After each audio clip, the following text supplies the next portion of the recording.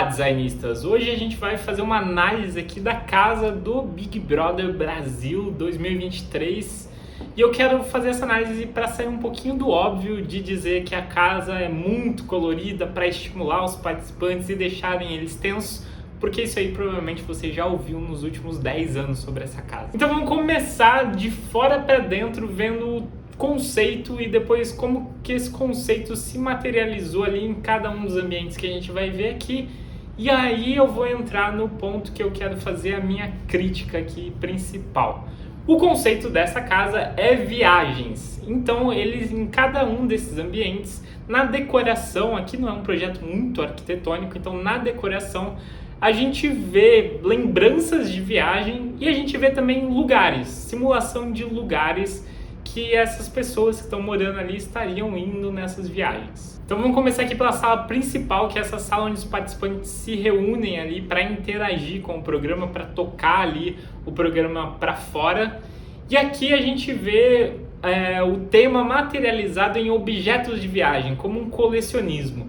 No chão a gente tem uma simulação de um mapa antigo ali riscado com rotas, mas a decoração ela vem ali com seus elementos coloridos e com pequenas coleções de viagem. Então nos detalhes a gente vê globo, né, globo terrestre que diz muito sobre viagem. A gente vê lembranças como esses globos de neve também que dizem sobre locais com neve. A gente vê fitas do Bonfim, que são muito comuns lá na Bahia e que tem uma tradição de vender essas fitas, de amarrar nas pontes. A gente tem aqui uma simulação também dos cadeados que rolam lá numa ponte em Paris. Então aqui o tema ele é materializado e costurado nesse mix de linguagens ali, de locais diferentes que vão falar sobre esses locais e sobre essa ação de viajar para eles. A parte externa ali, que tem a piscina, que tem a transição para a academia, né, para alguns pontos ali, essa parte externa eu achei divertido aqui que eles usaram um tema urbano e fugiram um pouco do óbvio, que seria usar um tema ali de paisagem externa ou de algo nesse sentido. Eles usam mobiliários aqui que simulam cidade. Eles têm grafites nas paredes, eles têm até desenhos de prédios. Então eles estão trazendo essas linguagens das grandes cidades para quais você viajaria, por exemplo, Nova York. E aqui nessa parte externa, compondo com essa linguagem urbana, a gente tem um móvel mais conceitual, que é esse banco End aqui do Fábio Novembre, que ele é em looping aqui, traz uma linguagem meio lúdica, mas ao mesmo tempo ele traz uma sofisticação formal ali, que ele é lúdico ali na sua interação, mas ele não é figurativo, ele não vai para esse ponto mais fácil ali do caminho lúdico. Nos quartos a gente tem dois temas opostos ali para ressaltar, né, a divisão do grupo e para estimular essa divisão. Um é o deserto, então é um local árido, seco, e a gente vai ver aqui tons terrosos e tons quentes misturados. E também uma linguagem aqui bem cartunesca nas paredes, com dunas desenhadas. E o chão meio craquelado, como se uma poça de água tivesse secado. E aqui a gente tem bastante mistura de textura, mas eles mantêm esses tons terrosos que dão até uma unidade ali compositiva, formal, que até que não vai fazer aquele estímulo tão poderoso ali na nossa percepção e deixar a gente mais em alerta. Já o outro quarto, ele tem o tema de fundo do mar, como se fosse um mergulho que você está fazendo lá na sua viagem, e ele vai em oposição ao deserto, né? Se o deserto é seco, sem água, aqui é o fundo do mar, todo molhado. As cores são mais frias nesse quarto, porque ela se baseia basicamente em tons de azuis e verdes, com algumas pitadas ali coloridas que seriam os bichos que estão nesse lugar.